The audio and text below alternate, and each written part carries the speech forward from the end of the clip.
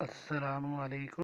اور ہم نے بنی اسرائیل کو کتاب میں وحی بھیجی کہ ضرور تم زمین میں 2 بار فساد مچاؤ گے اور ضرور بڑا غرور کرو گے۔ پھر جب ان میں پہلی بار کا وعدہ آیا، ہم نے تم پر اپنے کچھ بندے بھیجے سخت لڑائی والے، تو وہ شہروں کے اندر تمہاری تلاش کو گھسے، اور یہ ایک وعدہ تھا جسے پورا ہونا۔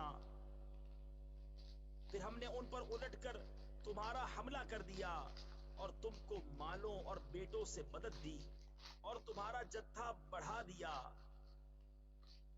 اگر تم بھلائی کرو گے اپنا بھلا کرو گے، اور برا کرو گے تو اپنا۔ پھر جب دوسری بار کا وعدہ آیا کہ دشمن تمہارا منہ بگاڑ دیں اور مسجد میں داخل ہوں جیسے پہلی بار داخل ہوئے تھے، اور جس چیز پر قابو پائیں تباہ کر کے برباد کر دیں،